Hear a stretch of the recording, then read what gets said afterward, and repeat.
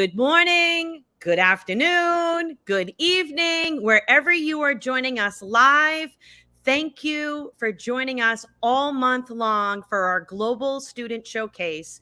While we have been celebrating students and classrooms and school communities around the world. I am Mary Alice Curran. I am located right now in Connecticut alongside my colleague, Eugenia Tamés, hello, hola, buenos días, buenas tardes, buenas noches. Hello, everyone who is joining us. I'm located in Monterrey, Mexico, and I'm super excited that this is our fourth week about being everything, every single session, a celebration.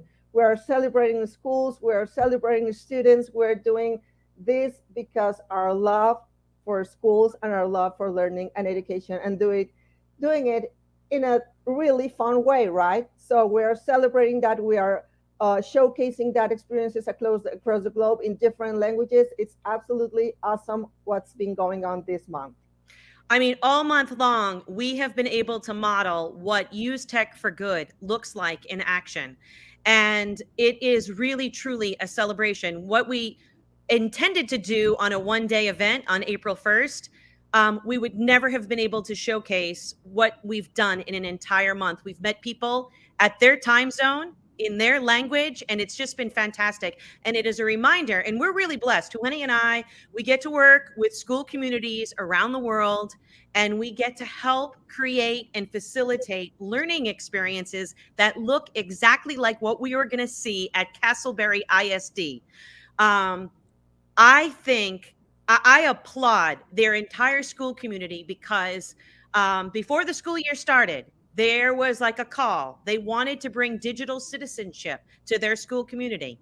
And their theme this year was Better Together. And the best part is we really truly believe we walk that talk. It's not just a one size fits all program.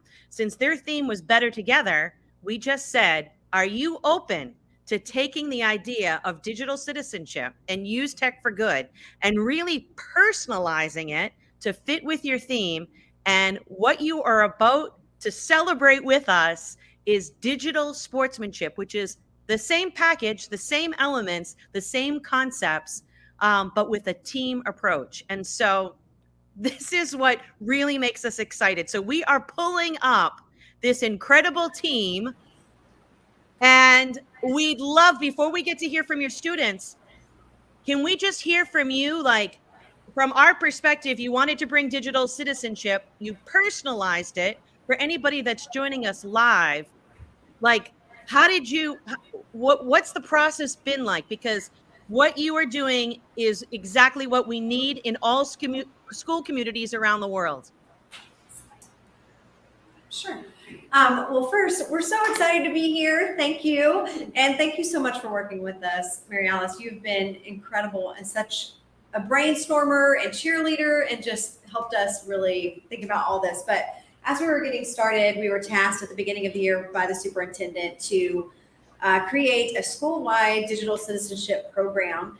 And we were looking at, different programs we could buy, different things we could do, but we were like, that's just checking a box. And it's just going to be a one-time thing that's done. And we're going to check the box and it's going to have no true meaning or real impact on our community. So we wanted to really do that. And so we reached out to you. You've been consulting with us and helping us create an intentional program that runs K-12, so that way, and then of course impacts our community by ongoing activities.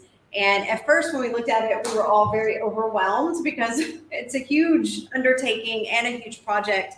But one of the things that you've really helped us see is the different layers that happen.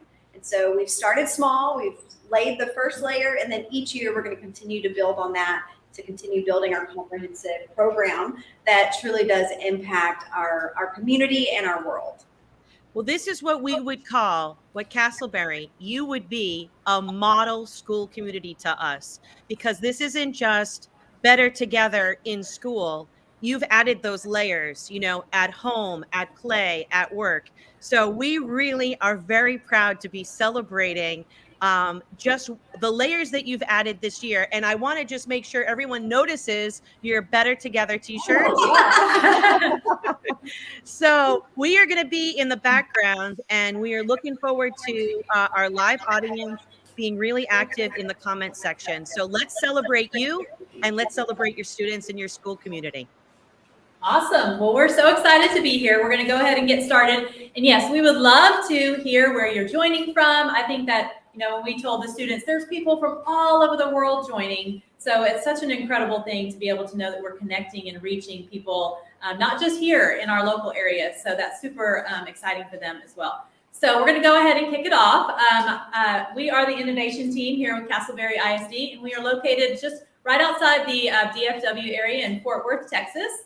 And we're excited to be here with you today. And we are joined by our amazing 7th grade STEM students from Irma Marsh Middle School. So we're going to let them come up real quick and say hi and wave. And come on, guys, if you want, come and say hi so they can see your faces. Jump in here. Everybody kind of duck down. Maybe Mary Alice can grab a quick picture. We can get one. All right. Y'all just say hi. All right. Good job. All right, y'all can go back and sit down. We're going to give them some opportunity to speak to. They have written what they're going to say, and they have put together all of their words. So again, kind of like we said, we were tasked with creating a digital citizenship program. And after consulting with you, we really kind of wanted to go the sports route and working together as a team. We're going to talk to you a little bit more about those pieces as we go through. But these students have done a great job helping us. And we really wanted to focus on the sports aspect because we wanted to emphasize that good sportsmanship applies on the field, but also in our personal lives, in our digital world. And we are all surrounded by devices and technology all the time, but we're learning how to not only be good sports on the field, but also in our lives with our technology. The 3 main areas we wanted to focus on as we developed this digital sportsmanship program were the core values of digital citizenship, engaging families and the community, and also doing engagement activities and events, and amplifying our students' voices through podcasts about tech for good. So we're going to let our students share with you the 6 core values that guide our digital citizenship program. The first 3.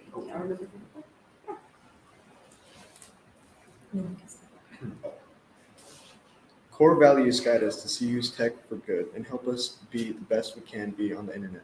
Our first and arguably most important digital citizenship value is being alert and aware of my actions on the internet. This will help you learn how to create a safe space for yourself and others. The second value that we focus on is being balanced. We think being balanced means to prioritize our time and activities online and offline.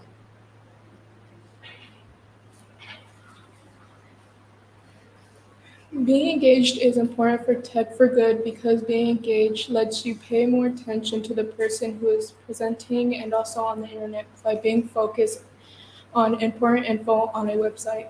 Being informed on the internet means you can stay up with the news around the world or in the area to keep you informed about upcoming events or if there's trouble on the internet to warn you.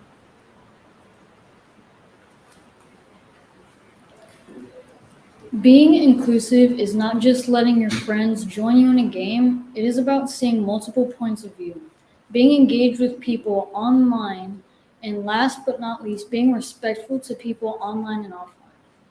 Being an impactor means you want to change the world and the internet for the better, and you feel like what you are doing makes a difference. Thank you, guys. At the beginning of the year, we went to each of our campuses and we wanted to introduce these core values to all of the students in our district in pre-K all the way to 12th grade. And as we introduced these topics at the secondary schools and at the elementary schools, we had the students take pledges to be good digital sports and to use their technology for good. At the secondary level, at the middle school and the high school, those students signed a digital pledge. But while we were at the elementary, we had those students, it was really cute. They had posters that they hung in their classrooms that had the core values on them, and each student took the pledge by placing their thumbprint on that poster, and then the teachers hung those posters in their classrooms as a reminder of using our technology through good. And then we also even had, for our elementary students, to help them really cement those core values, there was a cheer that we taught. Sport on offline. I'm a good sport all the time. I am alert. I am balanced. I am inclusive and informed. I make a difference. Yes, I do. I make a difference. How about you? And so that cheer is just kind of that reminder, and then also with those elementary students and those little motions that go along with each of the core values to kind of help them solidify what that means when they are thinking about each of those core values. We also knew that from the beginning that we wanted to engage our families and our community in the digital sportsmanship program. And like Mary Alice mentioned, this year we are all about being better together. And that means here at school, and also bringing in our school community and our families and the greater community in our area. And so we created a digital parent magazine that has different things for family engagement products and digital sportsmanship related topics and activities that families can do while they're at home, things that we're doing here at school, and then they're taking those values and applying them at home and what that looks like outside of school. We also hosted district-wide events. In November, we have an annual family code night. And we also recently partnered with our Gifted and Talented program to co-host a GT Student Showcase, as well as a digital sportsmanship family game night type event. And during both of those events, our students in the STEM Academy, they helped us create the stations, and then they also volunteered their time to run those stations that promoted that use of technology for good. And so we're going to bring up some of those students that helped with that process to kind of tell you a little bit more about that.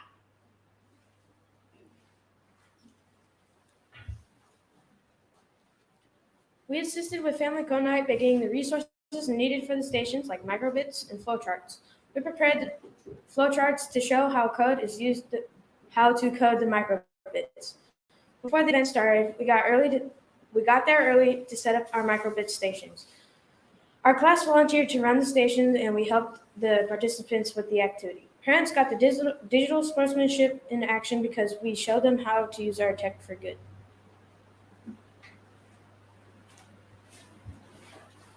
That night, we interviewed principals and teachers in the district to learn how tech is being used for good at different campuses. We also interviewed the parents about their experiences with STEM. We even had a special guest from Invent XYZ. Recently, we hosted a live podcast at the GT Family Night, and we interviewed people that managed the student projects that were on display. At the Community Family Game Night, families could participate in online games where they would learn about our 6 core values. There was also an opportunity for families to create a thank you card using Canva or physical cards for our local heroes. Preston, you were there at that night during that family game night that we had, and you were working specifically over there where those digital sportsmanship games were, and this project where they were doing those cards for the local heroes. Can you tell us more about how were you interacting and engaging with the families as they came into the event? Well, having an energetic personality really helps get the families to make cards and play the games. I mostly tried to socialize with the kids and try to relate with them. And I tried to get them to play games by talking to them and then just encouraging them to beat me and how I could do with it and other families.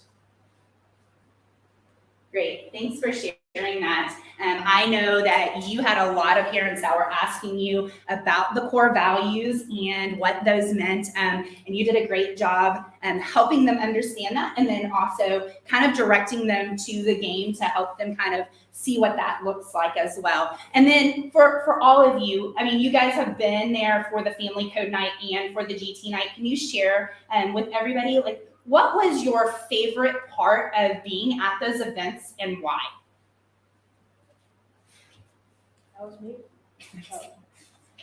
My favorite part of being there was engaging with the parents and the kids and seeing their point of view of like GT and stuff.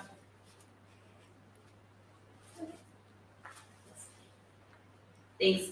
Thank you guys for sharing that. I know that I enjoyed watching you guys walk around and engage with the parents and with the students and helping them as they worked through those stations. If you're watching on the screen, you can see how they're interacting with the families as they're there to help them work through those different stations.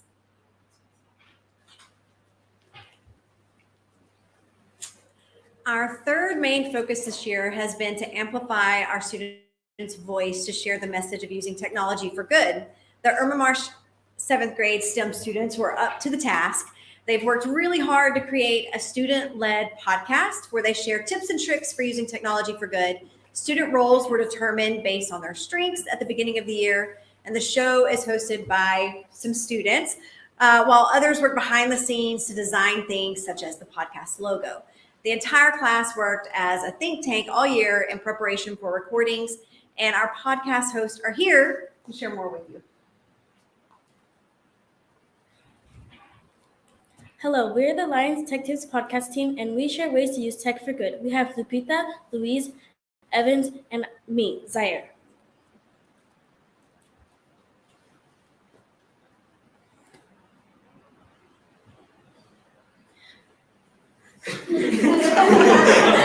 You might be wondering why we decided to do a podcast for digital sportsmanship. Here are our top 5 reasons. 1, we know that a podcast will help us show people what tech for good really looks like. 2, it strengthens our bond and unifies us in using tech for good. 3, a podcast is a good way to showcase the good things our guests on the show are doing and share their message. 4, it inspires others to be good digital sports. 5, it helps improve our community because it is shared with parents online and with the teachers. In preparing for each episode of the podcast, we work with our entire class to brainstorm questions and ideas. First, we learn about our guests, and then we come up with questions about their background, employment, and how they use tech for good. The innovation team will either approve or deny the questions and create a script. The podcast team reviews the questions and prepares for the interview. A few of our guests include the Wakelet founder, Jamil Khalil, and from Manchester, England, and Tisha Poncho, our superintendent, Ms. Renee Smith-Faulkner, and the president of the school board, Mr. Romo. Dwayne McClary with the League of Innovation in Washington, D.C., Nikhil Ragav with Invent YXYZ, many teachers and parents from Podcasting Live at Events, and Mary Alice Curran, a leader and advocate for digital citizenship. Me and Zaire's favorite guest was Mr. McClary because he was funny and inspiring, and he wanted to do right by all students. My favorite guest was Miss Kern because she did a great job explaining how she uses tech for good, and she was really witty. Witty, Miss Kern? Wow. She makes us laugh a lot. You want to ask some questions? You can. All right. So you guys have been podcasting all year long, and I heard that you guys had your different favorite hosts that you interviewed. But what have you learned through podcasting as you've gone through the process of questioning and kind of figuring out what that looks like in the different podcasts, right? Because you guys have grown from the very first podcast that we did back in October, I think was our first one. So what have you guys think that you've learned through podcasting? Well, I've learned that it's easy to make mistakes on it, but it's good to know that it can be edited out later, so then you don't get worried about it as much. That was a great answer. You're right. Like that's kind of like that breather, right? Like you're like, okay, it's all right if I make a mistake, just keep going. I think that was even something and some advice that Tisha Poncio and as well as Ms. Kern gave us when you guys interviewed them. They told you it's fine, just keep going, and you'll be able to figure it out later, right? And also, what do you think was the hardest part about podcasting? As you're interviewing all of these guests, what has been the most difficult thing? Lewis, you look like you have something to say. I'd have to say asking them the questions and having to answer back to them, because you don't know if they're gonna answer with direct contact with it or answer it in just a simple manner. Yeah, you're right. Like you have to like follow along to what they're saying and think about what they're saying so you can be able to respond to them as well. And then I know we have like some special things that you guys came up with. Like when we first started the podcast, we helped you guys come up with like an introduction and a closing. So the podcasts were the same, but then you guys like took that a step further and you guys came to us and was like, hey, we have these like segment pieces that we want to add in there that we came up with. And girls, you guys, as Zaire and Lupita, you guys have a special segment in the podcast. You want to tell our audience about what that is? Well, basically, we both created. We created a round like called Lightning Round, where we asked the people we are podcasting like different things about themselves, so we can get to know them better. And Zaire, you have it memorized. Go ahead, come forward. Just say what the beginning is, because you got it down. Welcome to the Lightning Round, where we ask questions and you answer as fast as possible. Are you ready? And what kind of questions do you guys ask them In the lightning round. in that lightning round? So in the lightning round, we ask random questions like, what's your favorite animal? What's your favorite color? What's your favorite food? Stuff like that. Have you stumped any of your guests with those like questions about their favorite food or their favorite app? Yes.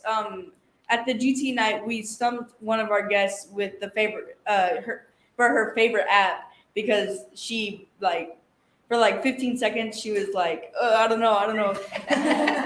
It was kind of like on the spot. I noticed they're like, hey, let me see. Like it's like that quick response, right? And then you're like, oh wait, what is my favorite food? And then after they created that lightning round, Lewis, you came to us and had another idea. Would you like to tell everybody about that segment that you added? Yes, I would. Well, after the lightning round was created, I wanted to see how far I could take a question. So I wait until after everything's been answered and come up with the question off the top of my head. It could be about their job, or it can be about how they feel. And you know, Lewis, I have to say that it is a mystery to us all what you're going to ask. You do a great job of keeping that question a secret, no matter how many times we ask you what the question is about. But I think they have really been some thought-provoking questions for our guests to answer. And so I think both of those segments have really added to the podcasting. Do you guys, is there any other segments, like, do you think you're kind of like, you've got all of the parts down, or are you wanting to add more, change things up? What are you thinking, like, where is podcasting going in the future next year? Not politics, Lou. Well, I can't tell you about my segments because that'd still be a mystery to all y'all. Do you have any special guests that you would like us to interview next year? Or any? Lewis has spoken of one, because you guys use an app in history. Is that which one it is? Yeah. Do you want to share that one? I don't remember. You don't remember his name? He wants to interview Mike Thompson from Microsoft for OneNote, because they use OneNote. So he was like, we need to talk to that guy. So that one's coming up. All right. Well, thanks for sharing with us about the podcasting.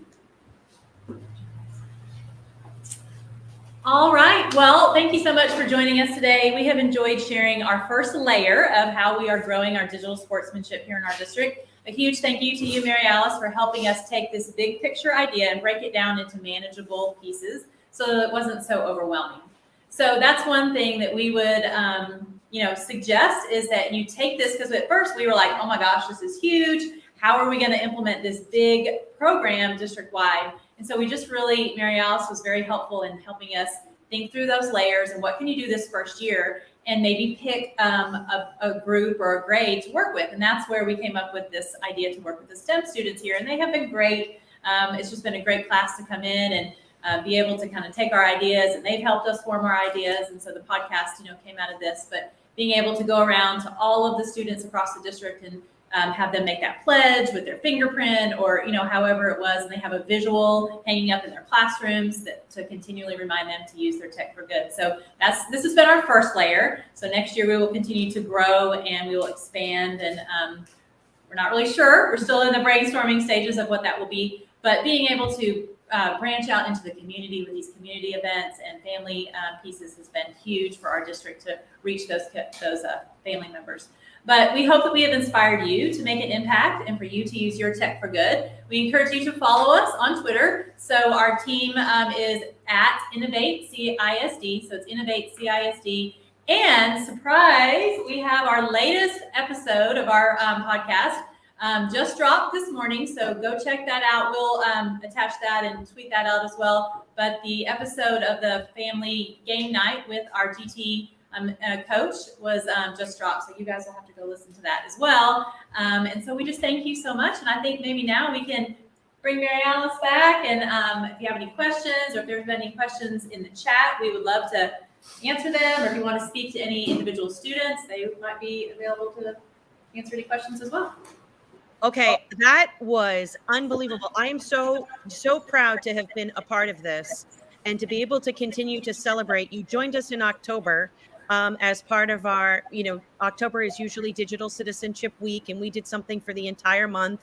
And so it has been really incredible to be on this journey with you, alongside you, and to even today to celebrate and to see that it doesn't matter how young or old you are, that idea of learning side by side, how powerful that is, and to invite the outside community to come and learn with students. So really why we are doing the work that we do is exactly you. I'm very proud to say Castleberry ISD is one of our model schools for what you are doing for your entire community. So that was incredible. The comments were on fire. I can tell you just from people I know that Scotland, I know we had Mexico. I can tell from the comments that Scotland is joining us live, and then all around the United States. I know that there was a comment from Nebraska that I wanted to pull up. That happened. Here it is. Can you see the comment? So it says, I'm extremely intrigued and excited by the terminology of digital sportsmanship versus digital citizenship. And I tried to say back just in the comments, it's the same message, but packaged specifically for teams. So I feel like it would be wonderful just to get your take on digital sportsmanship. Well, and I think that was something that when we kind of attacked this at the beginning, with the Better Together, and just thinking about a lot of our kids are on teams, whether it's a video game group or team that they're on, or it's an esports team, or it's a actual physical football or soccer team or cheer team. We are all on some type of team, and even if you're not playing sports, you are on some type of UIL team, or you're on the chess team. We all have to learn to work together. And technology doesn't always necessarily mean just our phones. There's other means of technology, and taking that into, all areas of our life, and knowing that we can still be good digital sports on the field or whatever activity that we're engaging in with our group. And also, when we are using our technology online. And so we just really wanted to take that sports twist. We even made some fun TikToks at the beginning with our football players and cheerleaders, and got the high school students involved. So it's just been really fun for us to work with different teams across our district. Yeah, I think the other piece that we really wanted to, hone in on is that We are good sports on the field, and we're also good sports off the field. And it's the same with technology. We're good human beings face to face, but we're also good human beings online. And so making sure that we instill that no matter where we are, either behind a screen or face to face, we're still being respectful to each other and holding onto those 6 core values that we've been focusing on all year. I really love that. It's that idea that, like, a coach will say, I want these qualities, I want these dispositions, right? And you can, like, whether it's hardworking, perseverance, it's all about basically character. And not only do I want those traits on a field or on a court or whatever that team might be, I want it off the field or off the court. And now what we've added, it's the same message for digital citizenship. It's the same pillars, but it's that on and off the field, on and off the court, on and off that team. But now add that other layer online. And I feel like you really just said it beautifully about being human, right? Like seeing that connection, being able to humanize the person sitting next to you, around the world, and across the screen. And that is exactly what you have done with the layers that you've added this year. And so I am so proud. And I know the comments, everybody is cheering you on. And what a wonderful way to celebrate this type of learning. So thank you for sharing with us. Thank you for the willingness of the students and your school community. And we're looking forward to years and years and years of continuing to be better together with Castleberry ISD.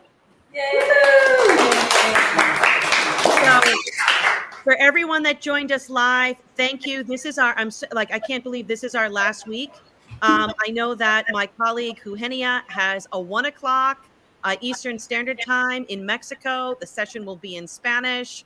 And I know that our closing keynote happens to be on Friday with a 2nd grade classroom. So that, to me, I just love the idea that we have a classroom closing keynote. So Namia Joshi, which I know we were able to bring her book when we were there in January. She was our opening student keynote, but to have a classroom as a closing keynote is extra special too. So thank you. Continue to join us. Continue to celebrate with us. And Castleberry, I can't thank you enough. Y'all want to